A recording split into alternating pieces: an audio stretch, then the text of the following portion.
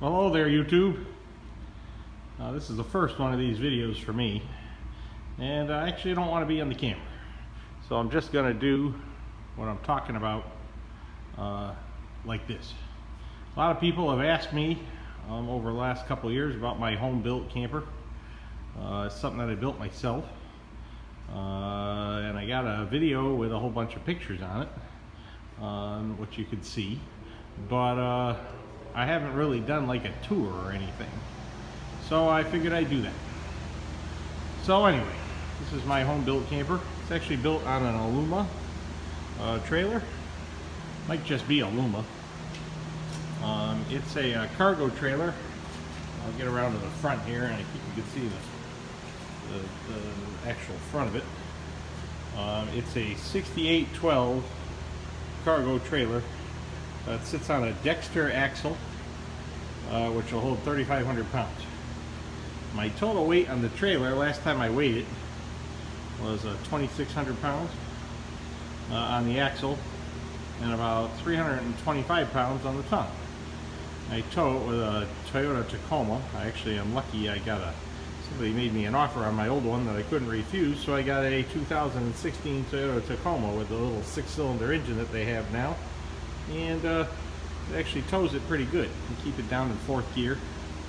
Those little engines, they really rev up on the hills, but it actually works very nicely for towing. Get about 13 miles to the gallon out of it. So let me show you the trailer. The outside is actually plywood with house paint. I just use Benjamin Moore house paint. Their epoxy house paint that they have. It's held up. It's 3rd year, 4th year now on the road, and it holds up pretty good. In the front up here, I changed out that jack, put on one of those style wheel jacks made by a company called Fulton. I think they're made for boats, and the reason I got that was because they had a nice wide front wheel. They had a pretty cheap jack on here, and it was not holding up real well. I had to turn the trailer off if there was any dirt. That didn't work out too well. I tried to make this whole thing as aerodynamic as I could. You can see it's covered up right now. I put that cover on it in the winter in the garage here because you do a lot of woodworking and I don't want the dust on that membrane up there. Front compartment here is all my electronics. So I got my 12-volt cutoff. I got my fuse block in there. I used all boat components because I figured if things can handle bouncing around in a boat, then they probably should be able to handle bouncing around on the road. So I even used all boat wiring. It's actually got a sheath on it.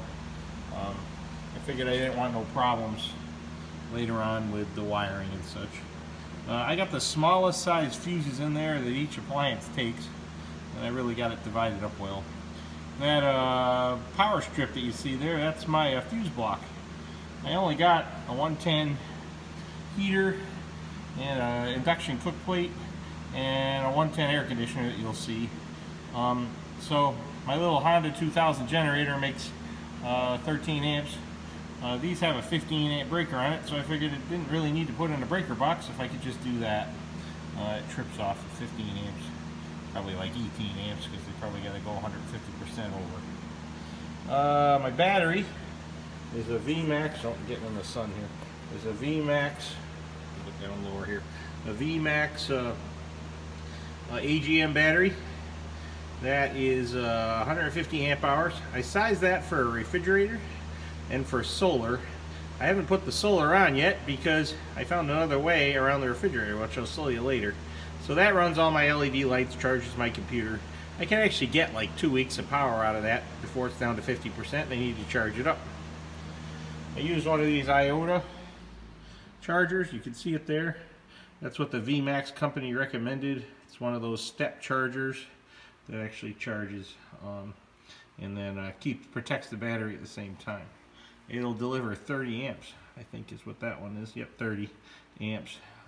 So that's more than enough power for me if I'm plugged in at a campground, which I actually don't do very much. I got my shutoff switches down there, one on the battery, one on the 12 volt I store my tools down in here, electric power tools that I take with me, and then over in the corner there is a jack and a bunch of other stuff. The wiring all goes up. You'll see inside I designed the wiring sort of like an airplane with all the wiring overhead. It's just the easiest thing to do. This compartment here, even though AGM batteries are sealed, they can outgas. So I made sure to vent that compartment. It's vented on the bottom, it's vented in the cover that goes on here. Just in case. You don't want no hydrogen in that compartment. And that compartment's actually got vents on the outside too. Over here I actually store my blocking that I travel with for use with leveling up the trailer and such. If you look underneath, I mentioned there's a vent. Oh, there we go. I put one of these vents in on each side. The air kind of draws across there and pulls the air out of the compartment, just in case I ever did get some hydrogen in there. And there's actually vents in the floor. This front compartment here is actually the front window. Let's open this up for you.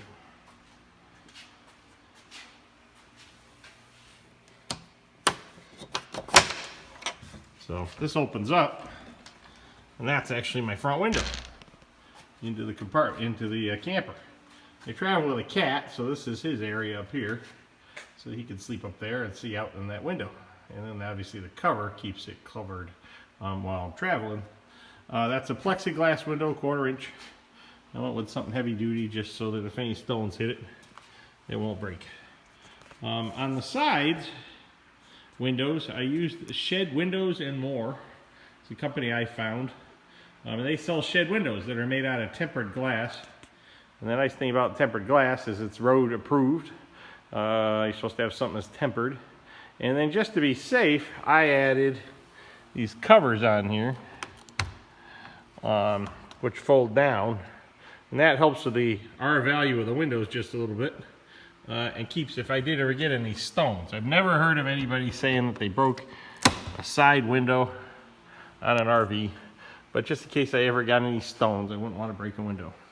I installed those windows sideways, so they actually open sideways instead of up and down. As a result, I had to install some little rain gutters underneath them, which actually drain out underneath the window. I can't really show you that, but each window's got a couple drains on it, just so if water gets in there, it'll drain out. They're not designed to be installed sideways. Got a porch light on the side here. You can see that I stepped the roof. That was for aerodynamics. I was trying to get it as aerodynamic as I could. And I kind of wanted it to look like a train car. I'll put some pictures in here as well when I edit this all together. But I did that kind of to make it look unique. And it kind of looks like a train car. Now I'm around the back. I actually got a rear door. I went with a rear door because I wanted to be able to slide things in there if I ever want to take a kayak. Or a bicycle. I wanted to be able to slide that in there. I haven't done that yet, but it seems like camping is fun enough without all the toys. My challenge with the rear door was that I decided to make it open in. And the reason I made it open in was because I read somewhere or heard on a YouTube video how somebody had their camper parked behind and they couldn't get out because the door opened out. So I figured I'd make the door open in. Well, it turns out that making the door open in wasn't the best idea in the world, because I think the reason all RV doors open out is so they don't leak. And this door leaks. It doesn't leak bad, but it leaks. When you close it, even with a gasket around the edge, the water gets in around the edge. I couldn't really solve that, so I decided to manage it. So as we walk across, you're going to see a trough down here. What I did is I put in a trough at the bottom inside with some little drains that run outside, and the water drips in there and runs right out. So that solved that problem. Let's see. I used a regular room air conditioner. There was this company called Little Snoozy. I think they're down in Florida. They make campers. And he gave me the idea, watching one of his videos. He gave me the idea for the rear door too. And I didn't want no air conditioner going through the roof. It seems like they leak. So this is a 5,000 BTU LG air conditioner. It's been on the road for a couple of years now. It's actually working beautiful.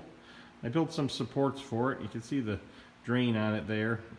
And then I got a little valve, a little cover on there because these air conditioners need water in the bottom when they're running, or else they're only about 80% as efficient, which means you're losing 20% of your capacity.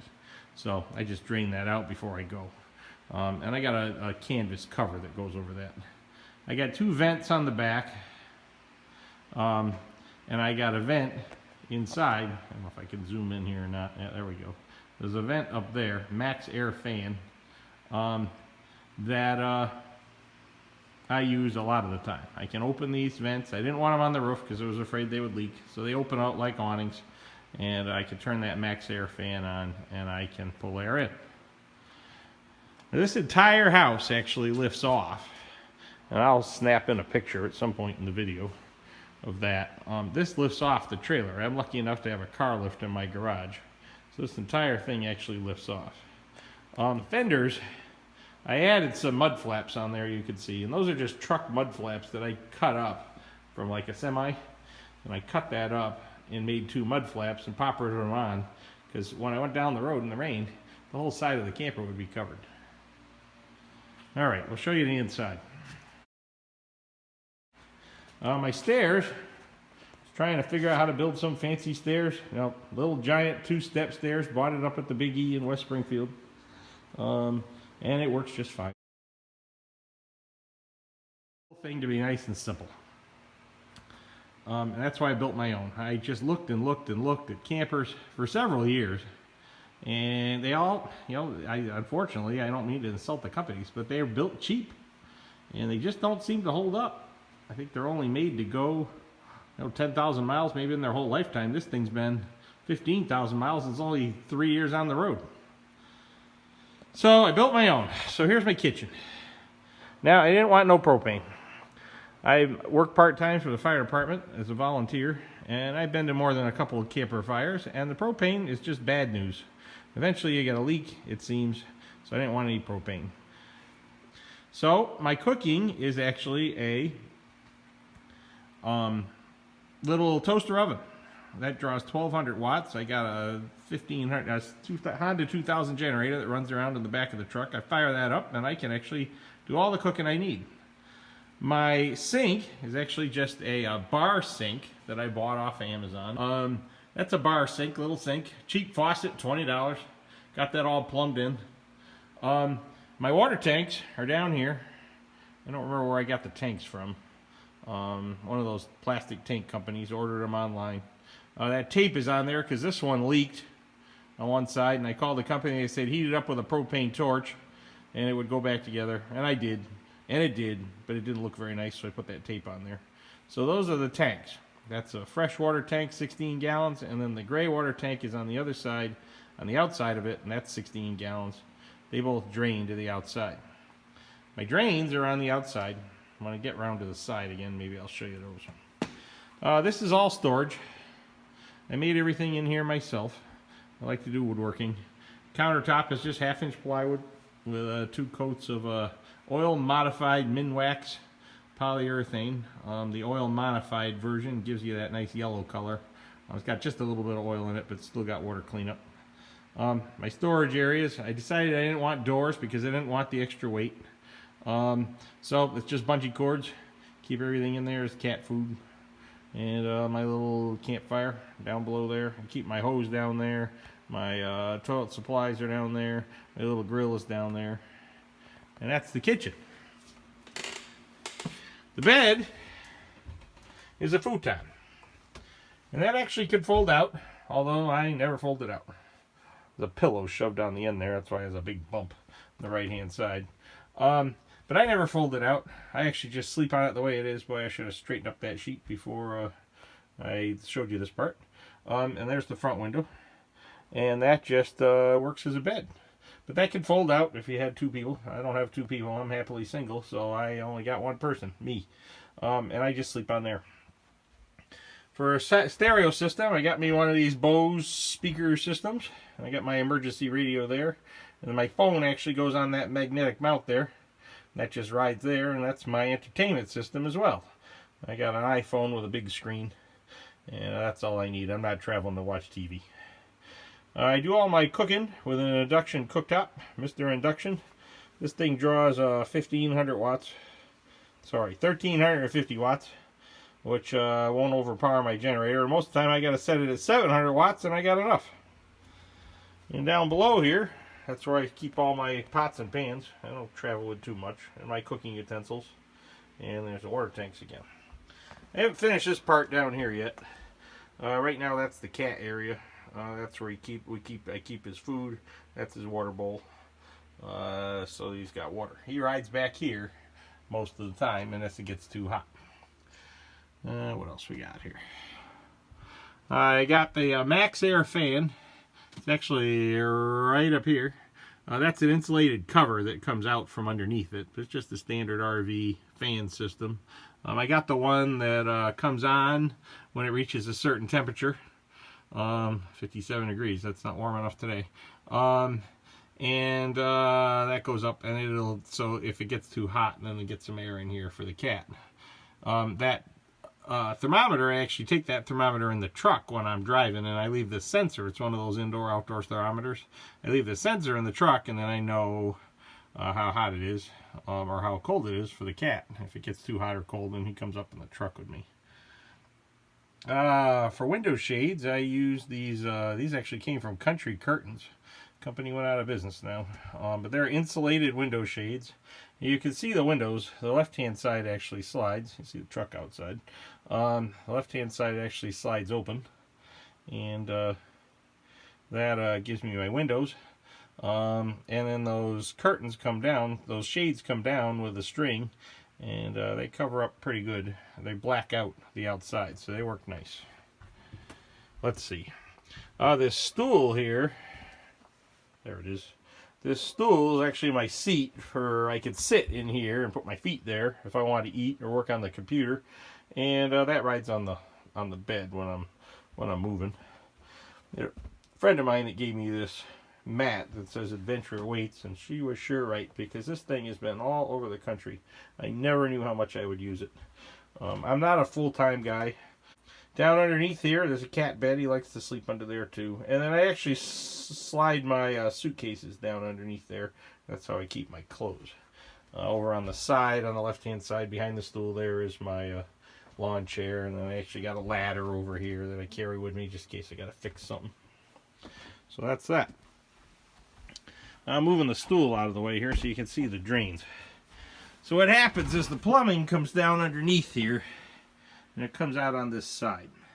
And that big one is the gray water drain, and the small one that's in there underneath there is the valve for the freshwater fill. I kept everything inside because I figured I would keep the water in the heated space just in case I wanted to use it in the winter, even though while you're driving it gets pretty cold in here. So that's how I did that, and that worked out okay. I just hook up the hose, and I could drain it to the dump station, and then I hook up the hose and turn the valve, and then I can watch to see if the water's full. I got a cover that I'm making for that. I'm actually working on that right now. And none of this cabinetry has been painted over the next month. Hopefully this is going to get painted because it's winter time now. I can't go anywhere. So down here, there's the folding cat carrier. I use that to move him back and forth because the traffic kind of scares him. You would never want him to get away. He would never probably get scared and take off on me. Been with me for like 12 years, and I don't want to lose him. He's a good guy. He loves driving back here. Loves riding back here. He loves camping. Seems to get all excited when he gets in the camper. Now this thing here is actually my heater. That's a Mica thermic heater. That'll make 900 watts or 1300 watts. I think it was. So it runs off the generator, no problem. 700 watts is all I need. Sorry, the 900 watt setting is all I need. It's either 9 or 7. Because this is all insulated. The whole ceiling, I got 2 inches of foil-faced foam insulation up in the ceiling. You can see I wanted this stepped up so I could stand up back here. I am 6 foot, so I could just stand up back here. You can see the beam. Them hooks on there, that's my drying system. I got some hangers that I hang on there. If I come in with wet clothes, then I can hang the clothes up there. The walls are insulated with 1.5 inches of that foil-faced insulation, and the floor is insulated with that 2 inches also. So this 700 watts, or 900 watts, whichever it was on low setting, that actually will allow this thing to be pretty warm. The coldest I've had it out is 10. And with the thermostat, and then I had to use the higher setting. It was the 1300 watt setting, and it was 70 degrees in here, no problem, with the heater cycling. My refrigeration was a real surprise. Originally I was going to put in a truck refrigerator. They cost $700. Then I was going to have to put solar on the roof, and that was going to be, you know, $1 a watt plus the solar controller. And then I went to a RV show, and the RV show was selling, let me open this up here, the RV show was actually selling this thing. Now, it's called a Cooler Mate, but now they call it a cooler insert. They actually rebranded it, and I just saw them at the RV show in Hartford the other day. And they rebranded it, and you put ice in this thing, right, it goes right in there. It takes 10 pounds to fill it. And I can't really tell you how it works other than some sort of convection system, but the ice melts up into the top, and you fill it up with water to fill in the holes. It'll keep this thing 35 degrees for 3 or 4 days in the middle of the summer when it's 100 degrees inside this camper. So I figured I'd try that. That's just an Igloo cooler that I bought. I actually bought it off the same guy that was selling the thing. It was at the end of the show, and I said, can I have that cooler? And he said, sure. And then I keep a dehumidifier, one of those chemical dehumidifiers in there. That just keeps it dry. It's actually got some, it's winter time now, and I got this closed up, so it's got some baking soda in there too to keep it from smelling. And then when the ice melts, what you do is you pull out this hose, and it's got a little valve, and I got a long hose, so it runs over the side here. And I put a container, like a cat litter container, down there on the floor, and it's just got a siphon. And the siphon actually, you siphon it a couple times. It's got a little valve on the end, so you just got to lift the hose a couple times. It siphons out all the water, then you add more ice. So you usually get down to 5, where I got to add 5 pounds of ice. So every 4 days, I got to put in 5 pounds of ice. Walmart sells ice for $1.50 for 5 pounds. And yeah, there's a lot of $1.50 5-pound bags in a $700 truck refrigerator. And another you know, $800 or $900 for a solar system. So I never actually did the solar system because this works fine. I changed this cooler so it's hinged on the end. So this opens and closes just like that. And then close that down. And then what I did is I built an insulated, double insulated out of that same foam container for the cooler to sit in. Because the water comes out through the siphon, there's never any water in the cooler. I mean, a little bit drips, but from the, you drop an ice cube every once in a while, but nothing major. So I never need to drain the cooler, not like a regular cooler. So all I did was I took the counter, this cabinet, and I made a, I made a little hook here so that you can hold it. And then you bring this down, and actually there's some bungee cords that hold this down for when I'm traveling. I insulated that heater. It doesn't get hot on the back. All the heat comes forward. But I put aluminum behind it anyway, and foil paper behind that. Reflects all the heat out. And that works beautiful. It actually keeps everything that I need cold. You don't really need that much cold stuff when you're traveling. You know, your fruit and your meat. Put the meat on the bottom, fruit on the top. Half a gallon of milk. Just stock up after 3 or 4 days when you gotta go get ice anyway. Over here is my fresh water. I don't want to drink out of those plastic tanks because they always get funny tasting, and that's the pain in the neck to sanitize it. So I just carry my own separate fresh water. So I made this. The bottom part is for toilet paper, and the top part, it holds 8 Tropicana orange juice containers that I just fill up with water. They're nice and heavy duty, and they seem to hold up. I figure if the acid in the orange juice doesn't eat up the plastic, people worry about plastic on the drinking out of plastic for some sort of chemical, then it probably won't kill me. So that's my water, and I just fill those up, and if one goes low or I got to get a couple more, I just go into a bathroom anywhere and fill it up. So that's my drinking water. Over here is my bathroom. And the cat's bathroom. Oh, geez, and I should have cleaned it out before the video. We were in here a couple nights ago. Yeah, it looks okay. So, I didn't want to deal with a black tank. Just a pain in the neck with all that hose. How was I going to build it underneath the camper. It just would have been a pain in the neck. So I did this old chemical toilet, which I actually used to use a lot when I had parties at my house. That's why there's directions on the top still. So I built that in. That holds 5 gallons of black on the bottom, 2.5 gallons on the top. I empty it when it gets about half full. Just take it into any bathroom and dump it out. And I empty it out. My garbage gets stored over there. Hangs right there. The cat's bathroom is right there. I got that kitty corner thing off of Amazon. That works perfect. He goes in there. Never uses anything but that. So he's a good cat. And that's it for the bathroom. As far as the shower goes, I don't have one of those. We do the baby wipes. You can see them right there. And the sponge bath type thing. And then about every week I'll check into a KOA somewhere or a campground, and then I can get a good shower and do my laundry. And when you're traveling, you know, I'm traveling alone, so you don't have to worry about it too much. I keep my hats there. That was that pouch system I found online. That was something that hangs behind the car seat of a car. So I got one of those. I may actually get another one of those. That keeps all my toiletries and medications and pill bottles and flashlights and all that good stuff. That fan there, that's a 110 fan. So that circulates the air around, either the heat or the air conditioning. There's the air conditioner. I kept it down low, so it points up in the air. There's the vent. For lights, I used something I found online. It was a 6-pack LED lights. Can have all 6 on without too much trouble. So there's 6 of them in here. And then what I did was I put in a voltmeter. So with all the lights running, right now my battery's down to 12.8. The battery hasn't been charged in a while because it's winter time. Yeah, I get it down to about 12.6 and I'll put it back on the charger. Keep cycling it back and forth. It's not plugged in right now. I put a clock up. That's off by an hour because I didn't want to set it. And there's a couple other lights there. There's the cat bed. That's where he sleeps a lot of the time. And up top I ended up with some more storage. Got my emergency light, backup heater up there. Bunch of things. So that is the camper. And then I'll leave this alone. I will put in some pictures. I got hooks on the side to keep my clothes and stuff. I will put in, there's a CO detector.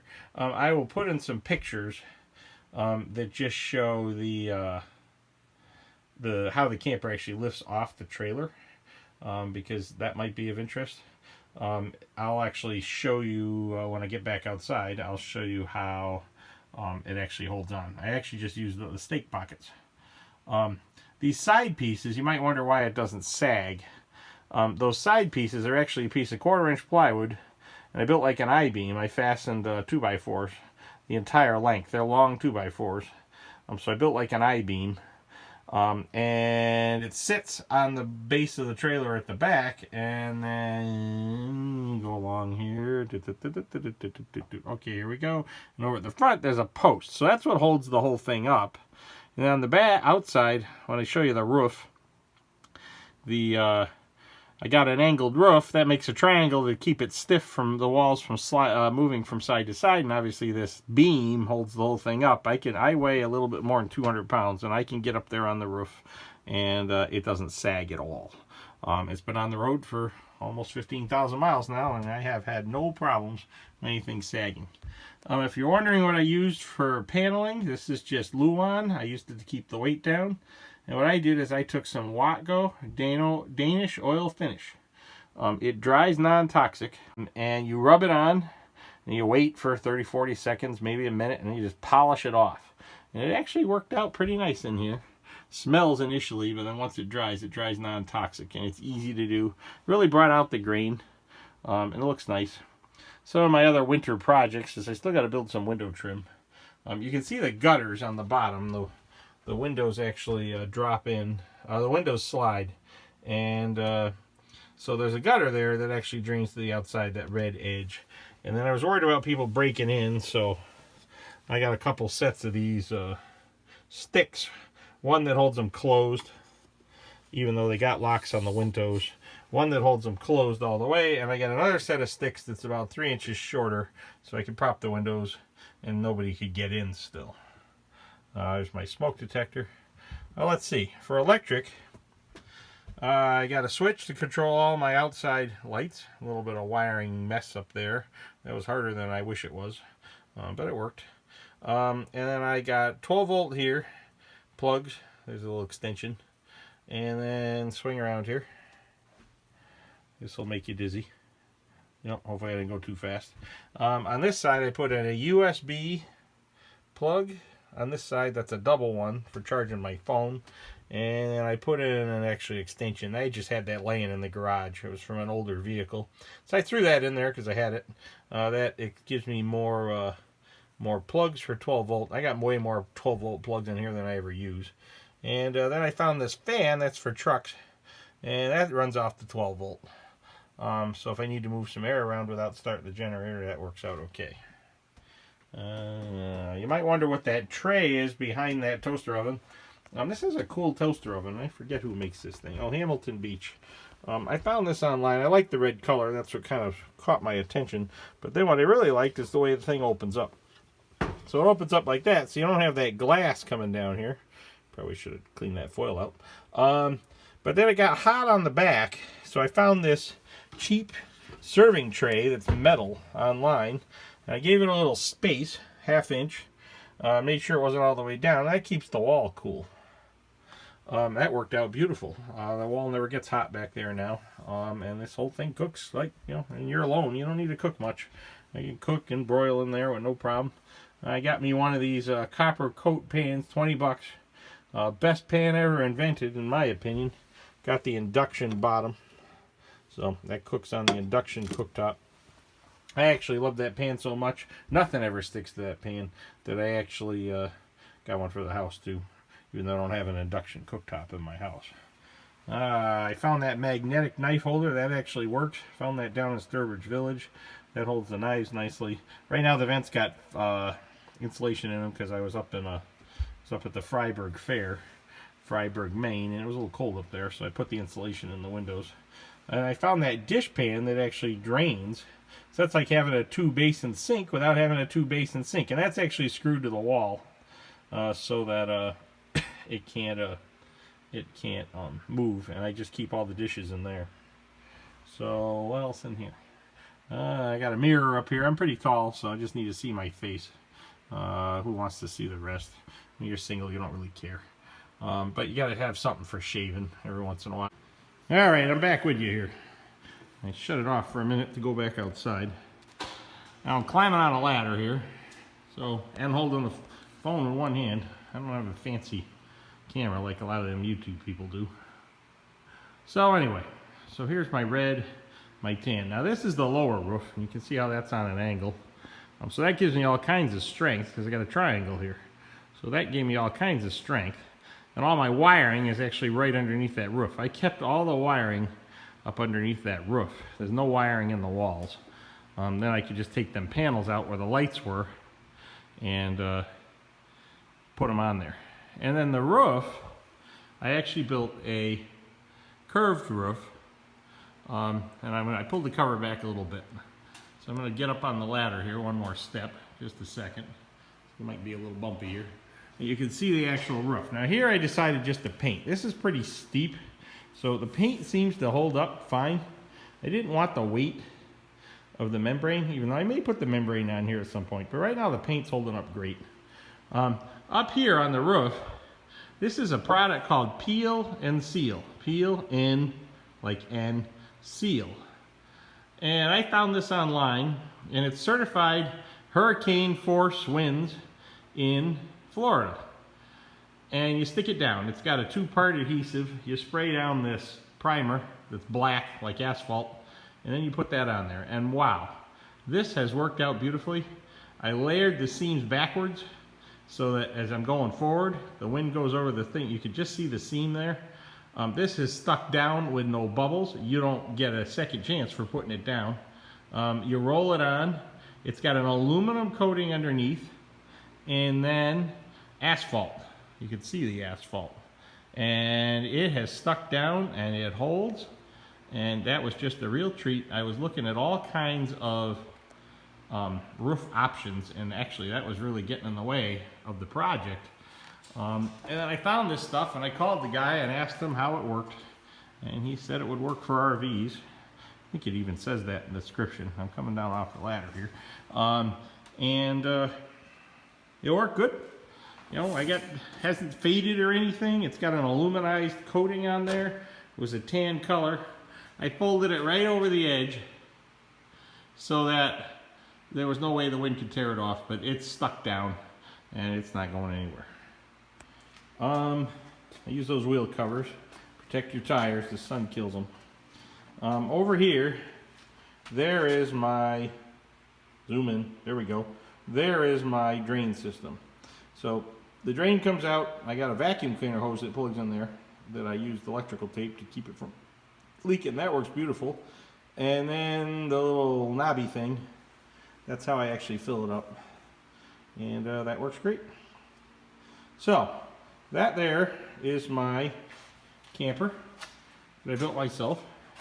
There's little minor things that are starting to show up after all the rain it's been through. I got a lot of bugs stuck on here. The plywood in some areas is getting a little crazed, like down here. That's paint on there from the door. But you can see there where it's getting crazed. I'm going to fix that this winter. I think a little bit of water gets in there. It's just 1/4 inch marine plywood.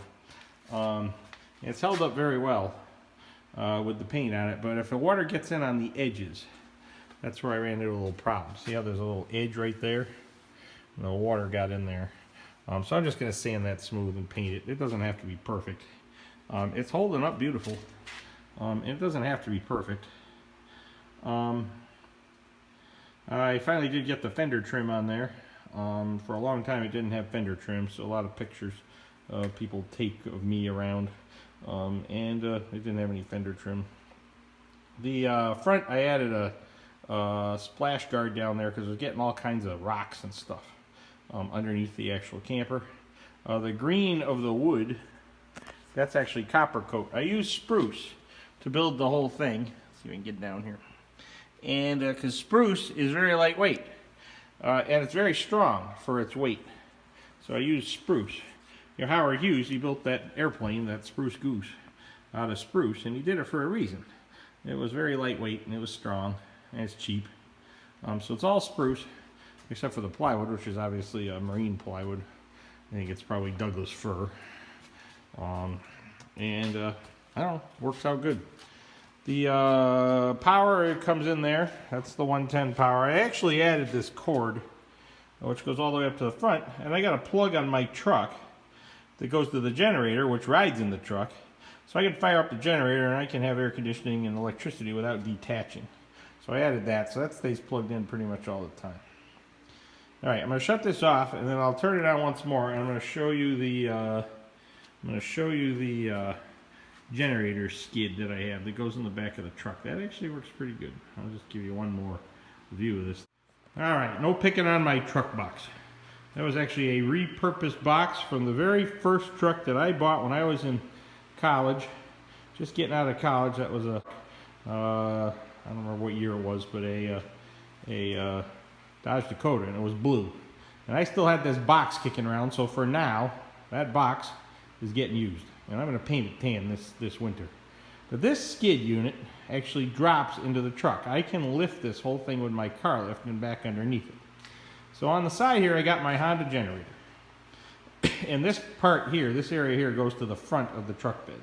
So the Honda generator, I got a cord that comes in, wraps around the side here. It comes right into the back of the Honda generator, right there. And I can actually start the generator and run it. Now that's mounted to what's called a Lockdown Pro lockdown plate. And that company, Lockdown Pro, they make these plates. You screw the plate on the bottom of the generator, you screw the other plate on the bottom of whatever you're fastening it to, and then that locks in so nobody can take the silly thing. Now I'm going to pull this cover off of here for a minute because I want to show you something else that I found. See if I can get this off with one hand. Oh yeah, look at that. So this is a Honda 2000 generator. And that Lockdown Pro actually comes with a way you can ratchet strap down too. On the left hand side, that's all some of my blocking and a couple other things that I carry with me. Cat litter, That's just stored for the winter. It's all sitting on a dolly. I can roll it to the corner of the garage. So generator runs there, plugs in on the back over here. You might wonder what that hose is on the top. Well, that hose is an external fuel tank. And I found this online. They're actually made by a retired veteran. I believe he was in Vietnam. He sells those for $80. And what it is a boat tank and a hose. And the Honda generator has got a fuel pump in it. So you fill the gas tank up all the way and then put that special cap on there. And it'll actually draw the fuel right out of the tank. So I got, instead of a gallon, now I got 4 gallons of fuel. And there's my spare tire for the truck. Sorry, for the trailer. Spare tire for trucks underneath. I keep that covered. I just got that bolted. There's a long bolt that goes into the truck box. Now I'll open up this truck box here. And as I said, no points off for neatness here. So in there is my external fuel tank. And I got it mounted right on the front. I actually got it fastened down. You can't see the clips that are on the bottom. That's fastened in there. And I figure if it's certified for, if it's okay for a boat and all that bouncing around and out in the sun, then it's probably okay. It's probably not legal for to have it in the vehicle, but who's gonna know? I fill that up 2/3. It's got a spot on the top there for air, but I fill it up 2/3, and then I leave the air vent open so it never really builds up pressure. And I got it well vented so that if any fumes build up, then obviously they're gonna go out. And then in here I store all the other things that I need. I got my wheel jack in there. I don't know if you're gonna be able to see that. There's a wheel jack in there. There it is down there. I found that online. You put it under one wheel if you have to level the trailer. It actually works beautiful. It works as a wheel chock. That's the hose to drain if I need to drain it. And I got a spare cord in there. And I keep my oil in there. Got my grease gun in there because that's got the my trailer's got the easy lube fittings. You're supposed to actually lube them up every 5,000 miles. It's one of those Dexter axle things. And you turn the wheel and it actually pumps through, goes through the back bearing, pumps through the center, goes through the back bearing, actually comes forward through a little channel they got machined in there so you can lube up the axles without taking the wheels off. This would be the back side. So this goes toward the back of the truck. Obviously that super scoop isn't there. And then I keep my propane tank right here. I do carry a small propane tank just for the campfire and for the little stove. So I can run that generator actually while I'm driving, even though I don't, because I don't know if those Hondas have a pump in it. I think it's a splash system, and I'm afraid if I get on a hill it wouldn't get enough oil. But as soon as I stop, Walmart parking lot or truck stop, if I need electricity, I just fire that up. The exhaust does face me in the trailer, so you hear it a little bit, but these Honda generators are so quiet. You really don't. I don't know. Noises don't bother me, but I could sleep in a truck stop next to idling trucks, and that doesn't bother me either. So this skid unit works beautifully. I just drop it in. It fits right around the wheel wells, and it's heavy enough. That's all bolted together that if somebody actually comes along with 3 or 4 guys and lifts that thing out of there, and somehow figures out how to get it over the back of the truck and then steals it, I mean that would be an effort worth taking it, I guess, for a generator that isn't going to be worth very much street value. So far I have had no problems. I am going to cover that hose. I just ordered some plastic electrical split conduit. I'm going to cover that hose just because I don't want the sun to deteriorate it. And so that's my power system. And then the cord comes in from the truck and runs right around to the generator. And it goes through, Toyota's got these little storage boxes. It goes through the floor, and then it goes out to the back of the truck, and that works great. I'm thinking about moving that wheel around to the end somehow. And the wheel's bigger than I wish it was. I have no place to store that tire. I'd like to carry a bicycle, and it would have to go in here, but I haven't figured that out yet. So that's one of those things I'm working on. So that's the camper. That's the skid unit that goes in for power. Going on 4 years now. I don't know if it's 3 or 4. It actually works pretty well. So hopefully this video was helpful. I made this video just because I figured I watched a ton of YouTube videos in order to get my trailer going, and I figured I would make it so that you guys could maybe it'll help somebody else. Alright, I'm back again. The one thing I said I'd show you that I forgot before I edited the whole thing was how I attach this down. Now, as I said, I'll tack a picture in the end of this, but I got these stake pockets welded on there, and those pressure treated pieces with aluminum on each side. Let me see if I can zoom in here. There we go. Aluminum on each side. I used aluminum because it's lightweight. Those are fastened up into the camper, so they actually go up. Finger. Oh, there we go. Do this like this. Finger. They go up into here. There's a pin that goes across, so they actually can pivot back and forth and slide a little bit. And I just put pins through there. So there are 3 of those on each side. They go right down the side of the trailer. Those are used for a jack, just them cheap jacks. And they go right down the side of the trailer. There's another one, and there's the front one up there. And so far this has not shifted at all. The only other thing that's really holding it is back here. There was a pin, because there used to be a ramp on the back of this trailer. I took that off. So there's my electrical boxes for the outside light, and that light actually, the outside lights on the camper actually plug into the trailer right there. And if you look underneath, can I see it? There's the vents for the water tanks. Right in there, there's a pin that came out on the side of the trailer for the ramp. So I built this pressure treated piece under there that sits on those pins just in case it decided it wanted to walk back. Things always shift forward, not back. So nothing seems to move. And then up front, and my fuses are in these gray boxes. And see that wire, that pigtail plugs in there. It's unplugged right now because they actually had the trailer off. I was checking underneath and redoing the preservative on the spruce. I used copper coat. I'm gonna walk up here once more. I used copper coat. It's like a Kufrenol of days past, to preserve all that spruce. If you look inside of here, the whole ribs, the structure of the trailer actually rides up against the front of the trailer. So that goes all the way up. A little light on this camera, so you're not gonna be able to see in there, I don't think. Yeah, no, that doesn't do nothing. So that goes inside all the way up. So it can't shift forward, and things usually ride forward, not back.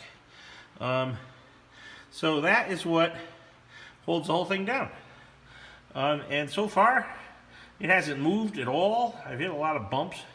It hasn't done anything. I mean, it's holding up great. So far, I'm not expecting any problems. I was worried maybe I'd have to put ratchet straps underneath there, something like that. But I never did. So just leave it. It works beautifully. Hasn't shifted at all yet. I can lift the whole thing off. If you're curious how I lift it off, when I designed the rib structure, you'd have to look at the pictures. There's a video on my YouTube channel where I put all the pictures. If you look at the pictures, but see that pad there?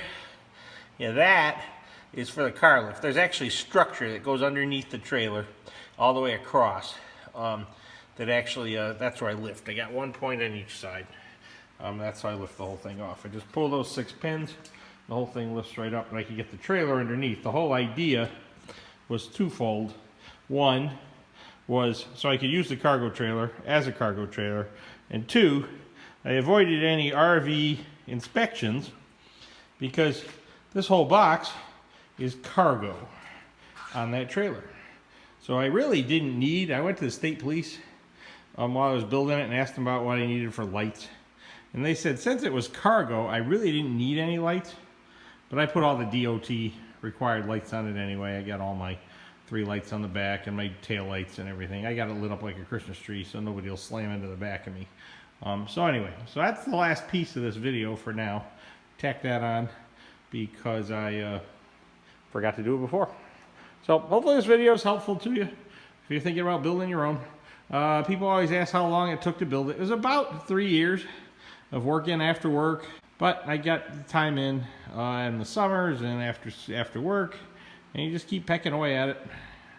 Working in my garage, finally got the thing to the point where I can use it. Been on the road for about 3 years. I said 4 earlier, but I went and looked at the calendar. It's actually 3 years that's been on the road, and it works good. Anyway, that's it. Hopefully this is enjoyable to you and helps you out. Bye now.